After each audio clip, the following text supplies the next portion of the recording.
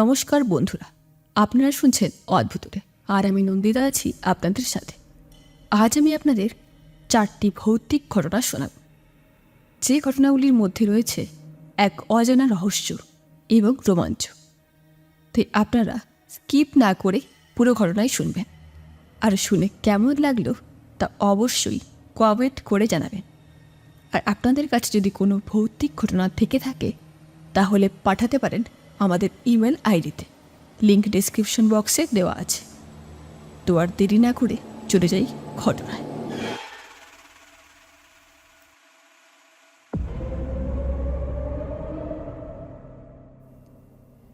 আমি মীরা, আমার বয়স 33।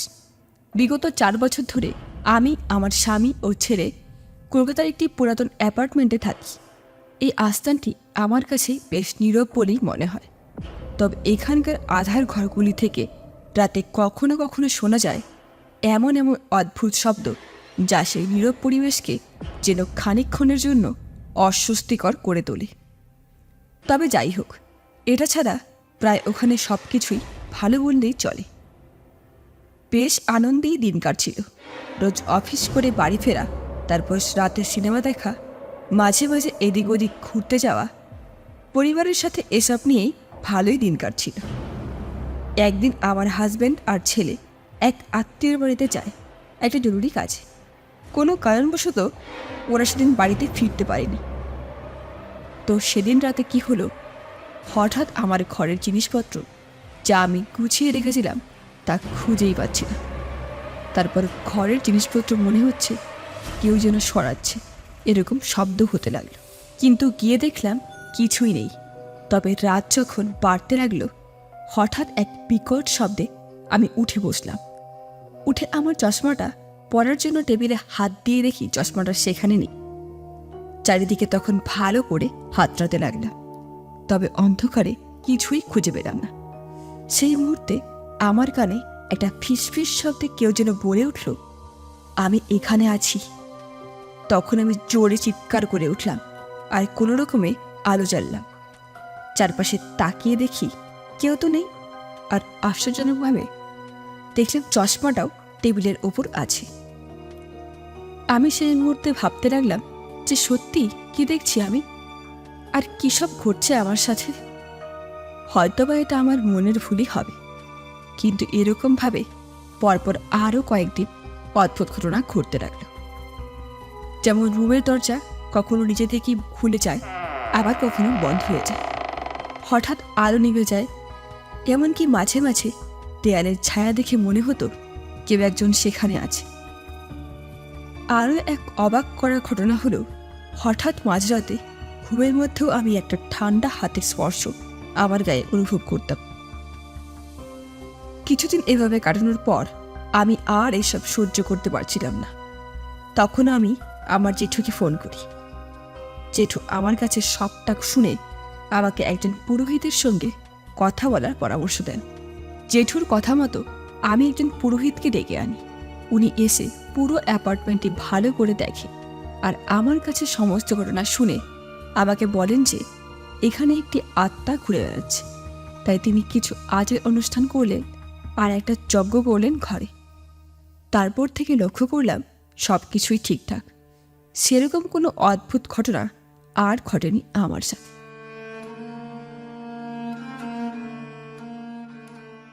আজ যে ঘটনাটি আমি আপনাদের সাথে শেয়ার করব, এটা ঘটেছিল আমার এক বান্ধবীর সাথে। ওর নাম মৌসুমী। ওর মুখ থেকেই পুরো ঘটনাটি শোনা, তাই আমি পুরো ঘটনাটি ওর মতো করেই বলছি। আমাদের একান্নবর্তী পরিবার। সেই পরিবারে বাবা, কাকু, জেঠু সবাই আমরা একসাথেই থাকি। আমরা থাকি শিলিগুড়িতে। আমাদের কোনোদিন কোনো অসুবিধাও হয়নি, সুখে শান্তিতে সবাই থাকতাম আমরা। তবে এই প্রায় 10 বছর আগে এক ভয়ানক ঘটনা আমাদের সাথে ঘটে। যদিও বর্তমানে এই সবকে সবাই ভ্রান্ত ধারণাই বলবে, তবুও ঘটনাটি একদম সত্য।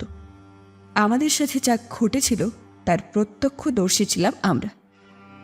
তো কী হয়েছিল, আমার ঠাকুমা ছিলেন আমাদের পরিবারের কর্ত্রী। ওনার কথা সকলেই মান্য করতেন, আর ঠাকুমাও ছিলেন বেশ দয়ালু, সকলকেই ভালোবাসতেন। তাই তাই ঠাকুমা থাকাকালীন বাড়িতে কোনো দিন ভাগাভাগি, অশান্তি, পরিবারে কোনো ভাঙন দেখা যায়নি। তবে আমি যখন ক্লাস 5-এ পড়তাম সেই সময় ঠাকুরমার একদিন প্রচণ্ড জ্বর আসে। তারপর রাতে হাসপাতালে নিয়ে যাওয়া হয়। ওষুধ এবং ইঞ্জেকশন দেওয়ার পরেও জ্বর না কমায় ডক্টর কিছু টেস্ট করতে দেন। 2 দিন পর রিপোর্ট আসে, তখন জানতে পারলাম ঠাকুমার ক্যান্সার হয়েছে। আর সেটা এমন পর্যায়ে ছিল যে ঠাকুমাকে ডাক্তার বলে দিয়েছিলেন যে উনি আর বেশি দিন বাঁচবেন না। তবু ভালো চিকিৎসার জন্য ঠাকুমাকে নিয়ে যাওয়া হয় কলকাতায়। এরপর 2 মাস চিকিৎসার পর ঠাকুমা মারা যান। তারপর ঠাকুমার শ্রাদ্ধশান্তির কাজ সম্পন্ন হওয়ার পর থেকেই জানি না কী হলো, আমাদের পরিবারে যেন এক ভাঙন নেমে আসে। আমার জেঠু তখন সিদ্ধান্ত নিলেন যে ওনারা আর এ বাড়িতে থাকবেন না। তারপর যেমন কথা ঠিক তেমনি কাজ। দিন কয়েকের মধ্যে জানতে পেলাম যে জেঠু একটা ফ্ল্যাট কিনেছেন শিলিগুড়ি শহরেই, আর সেটা আমাদের বাড়ি থেকে মিনিট 10-এর দূরত্বে। তো তখন থেকেই ওদের মধ্যে একটা মনোমালিন্য লেগেই থাকতো। জেঠিমা আমাদের ওই বাড়ি ছেড়ে যেতে রাজি ছিল না, তবে জেঠু সেটা মানতে নারাজ থাকায় অশান্তি লেগেই থাকত। তবে কি আর করা যাবে, শেষে জেঠুর কথা মতো জেঠিমারা সকলে চলে যায় ওই ফ্ল্যাটে। তারপর থেকে যেন এক ভয়ানক অশান্তি নেমে আসে আমাদের পরিবারে। এবার যত দিন যেতে লাগলো ততই যেন বাবা আমাদের থেকে কেমন দূরে দূরে থাকতো। রাত বিরেতে লেট করে বাড়ি ফিরত, ঠিকমতো খাবার দাবারও খেত না। কিন্তু মা প্রথমে ব্যাপারটাকে অতটা পাত্তা দেয়নি। মা ভেবেছিল বাবা হয়তো জেঠু এ বাড়ির ছেড়ে চলে যাওয়ার কারণে এরকম হয়েছে। কিন্তু পরে দেখা গেল ব্যাপারটা সত্যি অন্যরকম। যত দিন যাচ্ছে ততই বাবা যেন আরও অদ্ভুত আচরণ করতে লাগলো। কারোর কোনো কথা শুনত না, নিজের খেয়াল খুশি মতো চলত। তারপর সবসময় বিড়বিড় করে কি জানি বলতো। একদিন হঠাৎ মা শুনতে পায় বাবা এক মনে বাড়ির এক কোণে বসে বিড়বিড় করে বলছে, কেউ তোরা এ বাড়ি ছেড়ে যাস না, আমি আর এসব সহ্য করতে পারছি না। এসব দেখে মায়েরও বেশ খারাপ লাগলো। তাই মা এবার বাড়িতে কাকুদের সবটা জানায়। কাকু তখন বলল বাড়িতে একটা পুজো করা দরকার। সেই কথা মতো কাকু পুরোহিত মশাইকে ডাকেন বাড়িতে। তবে আরও আশ্চর্যের ঘটনা, বাবা হয়তো কোনো রকমে বুঝে গেছিল সেদিন বাড়িতে পুজোর আয়োজন করা হয়েছে, তাই বাবা আগেই কোথাও একটা চলে গেছিল। আসলে বাবা পুজো পার্বণ এসব কেন জানি না অ্যাভয়েড করত। পুরোহিত মশাই পুজো করে সারা বাড়িতে গঙ্গা জল ছিটিয়ে দেন। তারপর উনি চলে যান। সেদিন সন্ধে নাগাদ বাবা বাড়িতে ফেরেন।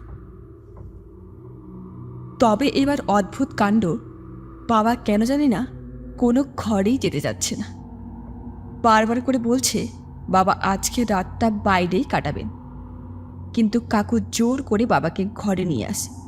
সেদিন সারা রাত বাবা ছটফট করছিল শুধু বাইরে বেরোনোর জন্য। তারপর ওই রাত 3টার দিকে কাকু যখন ঘুমোচ্ছিল তখন বাবা উঠে ঘরের দরজা খুলতেই কাকু জেগে উঠল। আর কাকু চুপচাপ খেয়াল করছিল যে বাবা উঠে হাতে একটা টর্চ নিয়ে বাইরে বেরোলো। তখন কাকু যেই না উঠল হঠাৎ লোডশেডিং হয়ে গেল। এবার কাকু ঘরে একটা মোমবাতি জ্বালিয়ে সেটা নিয়েই বাবাকে খোঁজার জন্য বাইরে বেরোলো। কিন্তু বেরিয়ে দেখে মুহূর্তের মধ্যেই যেন বাবা কোথাও একটা চলে গেছে। এটা ভেবে কাকুর বেশ অবাক লাগলো। তাই বাড়ির আশেপাশে সমস্ত জায়গায় খুঁজে বাবাকে না পেয়ে বাড়ির উদ্দেশ্যে রওনা দিল। তবে এবার কাকু যখন বাড়ির সামনে আসলো তখন কাকুর মনে হলো কাকুর পেছন পেছন কেউ একটা যেন কাকুকে অনুসরণ করছে, কিন্তু পেছনে তাকিয়ে দেখে কেউ নেই। তারপর হঠাৎ কাকুর হাতের মোমবাতিটাও নিভে যায়। এবার কাকু স্পষ্ট বুঝতে পারল এটা সাধারণ কিছু নয়, কেউ যেন পেছন থেকে ইচ্ছে করে মোমবাতিটা নিভিয়ে দিল।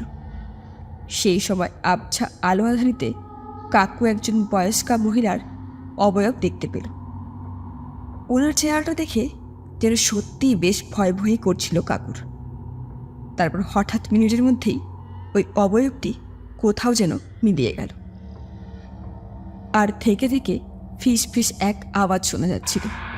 কাকু এবার যেই তাড়াতাড়ি করে বাড়ির ভেতরে যাচ্ছিল, তখনই যেন ওই স্পষ্ট গলায় ভেসে আসলো, তোরা এ বাড়ি ছেড়ে যাস না, আমি এসব একদম সহ্য করতে পারছি না, কষ্ট হচ্ছে আমার। এই কথা শোনার পর কাকু পেছনে তাকালো, কিন্তু দেখল কেউ নেই। তখন কাকুর আর বুঝতে কোনো অসুবিধা হলো না যে এটা নিশ্চয়ই কোনো অলৌকিক ঘটনা। তারপর বাড়ি ফিরে এসে কাকু দেখতে পেল বাবা বাড়ির বারান্দায় বসে রয়েছে, আর কিছুটা হলেও বাবাকে আগের তুলনায় অনেকটা স্বাভাবিক বলে মনে হচ্ছে।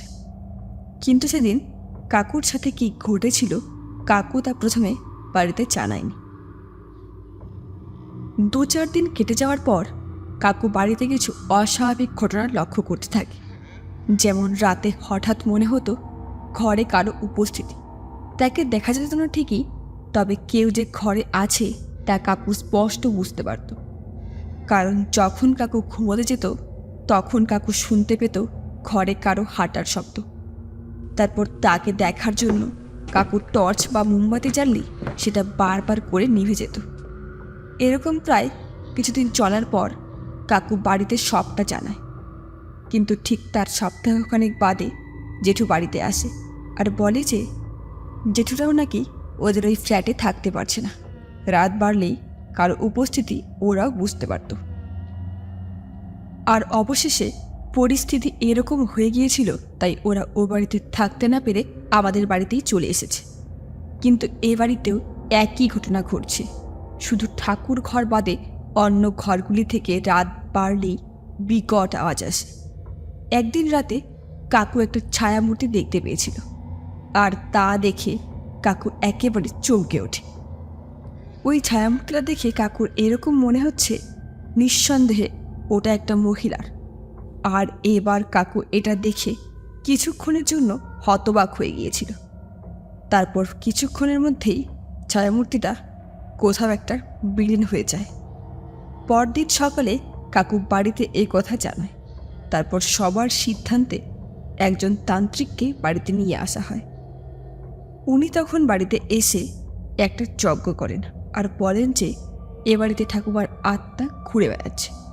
যে কারণেই হোক না কেন, হয়তো তার আত্মার শান্তি হয়নি বা কোনো দোষ পড়েছে বাড়িতে, তাই বাড়িতে একটা পুজো করার কথা বলেন। ওনার ওই কথা মতো বাড়িতে একটা পুজো করা হয়, আর সেই পুজো করার পর থেকে আর তেমন কোনো ঘটনাই বাড়িতে ঘটেনি। পশ্চিমবঙ্গের গ্রামাঞ্চলে জঙ্গলের ঘন সবুজের মাঝে দাঁড়িয়ে আছে সেই ভয়ঙ্কর জমিদার বাড়ি। স্থানীয়রা একে ডাকে রোষে ভরা রাজবাড়ি, কারণ এই বাড়িতে প্রবেশ করলে কেউ আর ফিরে আসে না। এই গ্রামের বাসিন্দা অমিত সাহা, উনি আমাদের জানান কয়েক বছর আগে কয়েকজন ছেলে এই বাড়িতে ঢুকেছিল। সেখান থেকে গভীর রাতে এক তীব্র চিৎকার শোনা গেল। পরের দিন শুধু তাদের দ্রুত পাওয়া গেল বাড়ির বাইরে। উনি আরও বলেন, গ্রামের প্রবীণরা বলেন এই জমিদার বাড়ি অভিশপ্ত। জমিদার ছিলেন এক লোভী ও নিষ্ঠুর ব্যক্তি। মৃত্যুর সময় তিনি এই বাড়িকে এবং তার সম্পদকে অভিশপ্ত করেছেন। ওই ঘটনার কিছুদিন পর আমরা সিদ্ধান্ত নিলাম নিজের চোখে দেখব এই জমিদার বাড়িতে ঠিক কী ঘটে। তাই সাহস নিয়ে একদিন দুপুরে আমরা গিয়ে পৌঁছলাম সেই পরিত্যক্ত বাড়ির সামনে। জমিদার বাড়ির বিশাল গেটটি ভাঙা। ভেতরে ঢুকে চারপাশে তাকালাম, দেখলাম ধুলোয় ঢাকা বিশাল হলঘর, দেওয়ালে ফ্যাকাশে আঁকা ছবি আর ভাঙাচোরা আসবাবপত্র। সব কিছুই এক অদ্ভুত নিস্তব্ধতায় নিমজ্জমান। হঠাৎ একটা জানালার কাঁচ ভেঙে পড়ার মতো শব্দ হলো। আমরা চমকে উঠলাম, কিন্তু চারপাশে তাকিয়েও কাউকে দেখতে পেলাম না। শব্দটি শোনার পর আমরা আরও সতর্ক হয়ে গেলাম। আমরা আরও কিছুক্ষণ সেখানে থাকলাম, কিন্তু তখন আর কোনো অদ্ভুত ঘটনা ঘটল না আমাদের সাথে। হঠাৎ একটা ঠান্ডা বাতাস আমাদের সামনে দিয়ে বয়ে গেল, যেন কেউ আমাদের পাশে দাঁড়িয়ে আছে। আমরা আর সহ্য করতে পারলাম না, ছুটে বেরিয়ে এলাম সেই ভয়ঙ্কর জমিদার বাড়ি থেকে। পরদিন গ্রামের প্রবীণদের সাথে কথা বলে জানতে পারলাম সেই জমিদার বাড়ির সঙ্গে জড়িয়ে আছে একটি মর্মান্তিক ঘটনা। শোনা যায় কয়েকশো বছর আগে এই জমিদার বাড়ির মালিক ছিলেন রাজেন্দ্র নারায়ণ রায়। তিনি ছিলেন এক ক্ষমতাহীন ও লোভী জমিদার। তিনি কৃষকদের কাছ থেকে অতিরিক্ত খাজনা আদায় করতেন। এমনকি তিনি গ্রামবাসীদের জমি জোর করে দখল করতেন। সে সময় একদিন এক সাধু আসেন সেই গ্রামে। সাধু দেখেন গ্রামবাসীদের অবস্থা খুবই খারাপ। তিনি তারপর জানতে পারলেন সেই জমিদারের অত্যাচারের কথা। সাধু জমিদারের কাছে গিয়ে তাকে সতর্ক করেন। তিনি বলেন, লোভ আর নিষ্ঠুরতার ফল ভালো হয় না। কিন্তু রাজেন্দ্রনারায়ণ সাধুর কথায় কর্ণপাত করেননি। উল্টো সাধুকে তিনি তাড়িয়ে দেন। ক্রুদ্ধ হয়ে সাধু রাজেন্দ্রনারায়ণকে অভিশাপ দেন। তিনি বলেন, তোমার এই জমিদার বাড়ি তোমার লোভেরই প্রতীক হয়ে থাকবে। তুমি মারা যাওয়ার পর এই বাড়িতে শুধু তোমার অপরাধের আধারই বাস করবে। কয়েকদিনের মধ্যেই রাজেন্দ্রনারায়ণ রহস্যজনকভাবে মারা যান। তার মৃত্যুর পর থেকেই এই জমিদার বাড়িতে অদ্ভুত ঘটনা ঘটতে শুরু করে। গ্রামবাসীদের বিশ্বাস, রাজেন্দ্রনারায়ণের অতিক্ত আত্মা এখনও এই জমিদার বাড়িতে ঘুরে বেড়ায়। তার লোভ এবং নিষ্ঠুরতার শাস্তি তিনি এখানেই ভোগ করছেন। কিন্তু কিছু লোক এই ঘটনার পেছনে আরও যৌক্তিক কারণ খুঁজছে। তাদের মতে এই জমিদার বাড়িটি হয়তো কোনো ঐতিহাসিক ঘটনার সাক্ষী, যেমন কোনো ডাকাতদের হামলা বা কোনো রাজনৈতিক অশান্তি। এই ধরনের ঘটনার ফলেই হয়তো জমিদার বাড়িটি পরিত্যক্ত হয়ে গেছে। এবং পরিত্যক্ত বাড়িতে প্রাকৃতিক কারণেও কিছু অদ্ভুত শব্দ হতে পারে। বাতাসের দমকা হাওয়া বা পুরোনো বাড়ির কাঠামোর মরমর করে শব্দ হাওয়াকেই হয়তো গ্রামবাসীরা অতিপ্রাকৃত ঘটনা বলে মনে করছেন। কিন্তু এই জমিদার বাড়ির রহস্য এখনও অমীমাংসিত। অতিপ্রাকৃত ঘটনা নাকি ঐতিহাসিক সত্যি, কোনটা সত্যি তা বলা মুশকিল। গ্রামবাসীদের ভয় আর কথার মাঝে লুকিয়ে আছে কোন সত্যি তা জানার জন্য হয়তো আরও গবেষণা দরকার। এই পডকাস্টে আমরা শুধুই এই রহস্যের কিছু দিক তুলে ধরেছি। আপনাদের যদি এই ঘটনাটি ভালো লাগে এবং আরও রহস্যময় ঘটনা শুনতে চান, তাহলে আমাদের চ্যানেলটিকে সাবস্ক্রাইব করে পাশে থাকা বেল আইকনটি প্রেস করে নেবেন। আর আমরা এই জমিদার বাড়ির রহস্য উন্মোচনে আরও একটা পদক্ষেপ নিতে সিদ্ধান্ত নিলাম। স্থানীয় লোকেদের সঙ্গে যোগাযোগ করলাম। তাদের মতে এই জমিদার বাড়ির কোনো লিখিত ইতিহাস পাওয়া যায় না। তবে তারা আমাদের জানালেন কয়েক বছর আগে এই জমিদার বাড়িতে একটি খনন কার্য চালানো হয়েছিল, কিন্তু অর্থ কষ্টের কারণে খনন কার্য অসমাপ্ত থাকে। এই তথ্য আমাদের কৌতূহল আরও বাড়িয়ে দিল। আমরা খোঁজ খবর করে জানতে পারলাম যিনি খনন কার্য করেছেন তিনি এখনও জীবিত আছেন। তার সঙ্গে যোগাযোগ করে আমরা জানতে পারলাম খনন কার্যের সময় তিনি জমিদার বাড়ির ভেতরে একটি গোপন কক্ষের সন্ধান পেয়েছিলেন, কিন্তু সেই কক্ষটি খুলতে পারেননি, কারণ কক্ষের দরজাটি খুবই মজবুত ছিল। তাদের সরঞ্জামে সেটা খোলা সম্ভব হয়নি। উনি আমাদের জানালেন তিনি মনে করেন সেই গোপন কক্ষের ভেতরেই হয়তো জমিদার বাড়ির রহস্য লুকিয়ে আছে। ওনার কথা শোনার পর আমরা আবার সেই জমিদার বাড়িতে ফিরে গেলাম। এবার আমাদের সঙ্গে ছিলেন একজন দক্ষ লক্কর। লক্করের সাহায্যে আমরা সেই গোপন কক্ষের দরজা খুলতে সক্ষম হলাম। দরজা খুলতেই আমাদের চোখে পড়ল একটি অন্ধকার কক্ষ। আমরা টর্চ জ্বালিয়ে কক্ষের ভেতরে ঢুকলাম। কক্ষটি ছোট আর ধুলোয় ঢাকা, কিন্তু মাঝখানে একটি পুরনো বাক্স দেখতে পেলাম। আমরা সাবধানে সেই বাক্সটি খুললাম। বাক্সের ভেতরে ছিল একটি পুরনো ডায়েরি। ডায়েরিটি রাজেন্দ্র নারায়ণের হাতের লেখা। আমরা সেই ডায়েরিটি পড়লাম। ডায়েরিতে লেখা ছিল রাজেন্দ্র নারায়ণের জীবনের ঘটনা। তিনি কিভাবে ক্ষমতা আর লোভে অন্ধ হয়ে গিয়েছিলেন, কিভাবে তিনি গ্রামবাসীদের জমি জোর করে দখল করতেন, তাদের নির্যাতন করতেন, সব কিছুই লিখেছিলেন সেই ডায়েরিতে। ডায়েরির শেষ পাতায় লেখা ছিল রাজেন্দ্রনারায়ণ জানতেন তার এই অপকর্মের শাস্তিটাকে ভোগ করতে হবে। তিনি লিখেছেন, মৃত্যুর পরও আমার আত্মা এই জমিদার বাড়িতে ঘুরে বেড়াবে। এই বাড়ি হবে আমার লোভের সমাধি। আমাদের সাথে শেয়ার করেছে অমৃত। তো আমি ওর মতো করেই বলছি। ঘটনাটি আমার সাথে ঘটেছিল আজ থেকে প্রায় বছর 5 আগে, কিন্তু আজও পুরো ঘটনাটি আমার মনে যেন চিরস্থিত হয়ে আছে। আমি তখন উচ্চ মাধ্যমিক পরীক্ষা শেষে আমার কয়েকজন বন্ধুদের সাথে আমার মামার বাড়িতে গিয়েছিলাম, আর সেখানেই আমরা এক ভয়ঙ্কর ভৌতিক অভিজ্ঞতার সম্মুখীন হয়েছিলাম, যাকে বলা হয় শাকচুন্নি। তো উচ্চ মাধ্যমিক পরীক্ষার আগেই আমি আর আমার বন্ধুরা প্ল্যান করে রেখেছিলাম যে এবার এই দমবন্ধু শহরের পরিবেশ ছেড়ে একটু গ্রামের খোলা পরিবেশে কিছুদিন কাটিয়ে আসব। আর আমার মামার বাড়িটা যেহেতু গ্রামে, তাই ভেবে রেখেছিলাম পরীক্ষা শেষে বেশ কিছুদিন মামার বাড়িতেই থাকব।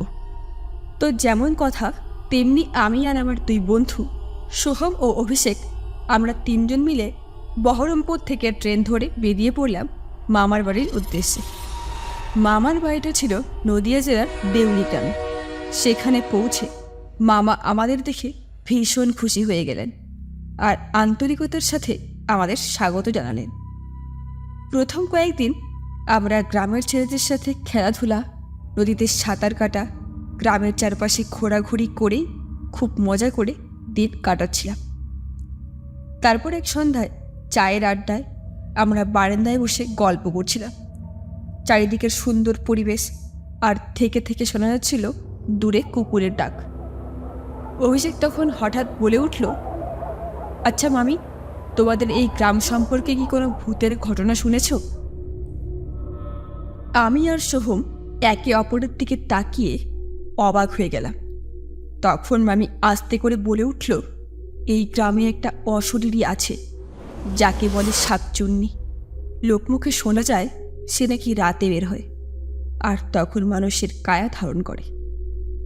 মামির কথা শুনে আমাদের সবারই বেশ একটা রোমাঞ্চ লাগলো, কিন্তু সোহম বলল এটা হয়তো কোনো গল্প।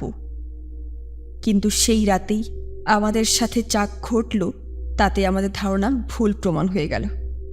তো কি হয়েছিল, আমরা সন্ধ্যার আড্ডা শেষে ঘরে গিয়ে কিছুক্ষণ টিভি দেখে ওই প্রায় রাত 10টায় ডিনার সেরে ঘুমোতে গেলাম। রাত যখন প্রায় 1টা, তখন আমি জল খেতে উঠলাম। উঠে দেখি আমাদের ঘরে জল নেই। তাই জল আনার জন্য দরজা খুলে যেই বাইরে বেরোই, তখন দেখতে পাই বাড়ির কিছুটা দূরে পেছন গেটের পাশে একটা লম্বা কালো ছায়া দাঁড়িয়ে। আর সেটা এতটাই লম্বা যে কোনো সাধারণ মানুষের এটা হতেই পারে না। এটা দেখার পর আমার কেমন একটা ভয় ভয়ই লাগছিল, তাই প্রচণ্ড জোরে আমি একটা চিৎকার করে উঠি। আমার চিৎকার শুনে সোহম আর অভিষেক ছুটে আসে। তখন ওরা আমায় বলে যে, কি হয়েছে তোর, চিৎকার করছিস কেন রে? আমি ওদেরকে তখন বলি ওই ছায়ামূর্তির কথা, কিন্তু সোহম আর অভিষেক ওরা দেখলো কিছুই নেই। তাই ঘরে এসে ঘুমিয়ে পড়লাম আমরা। পরদিন সকালে আমি মামার বাড়িতে কথাটা জানাইনি। ভাবলাম আজ রাতে আরও একবার দেখব সত্যিই কি এরকম কিছু আছে, নাকি এসব আমার মনের ভুল। পরদিন আমরা 3 বন্ধু রাতের দিকে ওই প্রায় 8টা নাগাদ বাড়ি থেকে হাঁটতে হাঁটতে মাঠের দিকে ঘুরে আসি। তারপর বাড়ি ফিরে আমি ওদের বললাম, আজ আমি আবারও বাইরে বেরোবো আর দেখব সত্যিই কি ঘটে। তারপর রাতের খাবার খেয়ে শুয়ে পড়লাম। কিন্তু আমার বন্ধুরা ঘুমিয়ে পড়লেও আমি জেগেছিলাম যে আজ রাতে কি ঘটে এটা দেখার জন্য। তারপর কখন যে ঘুমিয়ে পড়লাম তা আমার খেয়াল নেই। মাঝরাতে এই প্রায় 2টার দিকে হঠাৎ শুনতে পেলাম কেউ আমায় ডাকছে। তবে ঘুমের ঘোরে কিছু না ভেবেই হঠাৎ উঠে দরজা খুললাম, আর দরজা খুলতেই দেখি মাসি আমায় বলছে, আয় তো একটু এইদিকে। তাই আমিও মাসির কথা মতো ওনার পিছু পিছু চলছি। হঠাৎ তখন খেয়াল হলো যে এত রাতে মাসি আমায় কোথায় নিয়ে যাচ্ছে। এবার আমার সন্ধ্যার ওই গল্পের কথা মনে পড়ে গেল। তখন ভাবলাম ও মাসি হতে পারে না। এটা ভেবে ভীষণ ভয় করতে লাগলো আমার। আমি তখন ওখান থেকে চলে আসার জন্য যেই না পেছন ঘুরলাম, দেখি ওই মাসির রূপধারী মহিলা আমার সামনে দাঁড়িয়ে। আর ওনার এই রূপ দেখে আমি প্রচণ্ড ভয়ে কাঁপতে কাঁপতে জোরে একটা চিৎকার করে ওখানে জ্ঞান হারিয়ে পড়ে যাই। তারপর যখন আমার জ্ঞান ফিরে, তখন আমি দেখি আমি ঘরে শুয়ে আছি। আমি তখন সোহম আর অভিষেকের দিকে অবাক দৃষ্টিতে তাকাতেই ওরা আমার সমস্ত ঘটনা বলে। ওরা বলে যে ওরা আমাকে সারা বাড়িতে খুঁজে না পেয়ে আমায় খোঁজার জন্য বাগানের দিকে যায়। তখন দেখে আমি জঙ্গলে জ্ঞান হারিয়ে পড়ে আছি। তারপর আমায় বাড়ি নিয়ে এসে চোখে মুখে জলের ঝাপটা দিয়ে আমার জ্ঞান ফেরায় আর আমাকে বলে আমার সাথে কি ঘটেছিল। আমি তখন ওদের আগের দিন রাতে ঘটে যাওয়া সমস্ত ঘটনার কথা বলি। আমার কাছে সমস্ত ঘটনা শোনার পর সত্যি ওদেরও বিশ্বাস হয় যে সত্যি এই গ্রামে এসব ভৌতিক ঘটনা আজও ঘটে। তো বন্ধুরা, এই ছিল আজকের ঘটনা। শুনে আপনাদের কেমন লাগলো তা অবশ্যই কমেন্ট করে জানাবেন। আর ভালো লেগে থাকলে লাইক কমেন্ট শেয়ার অবশ্যই করবেন। আর আপনারা এইভাবে আমাদের সাপোর্ট করে আমাদের পাশে থাকবেন। তো সঙ্গে থাকুন অদ্ভুতের। ধন্যবাদ।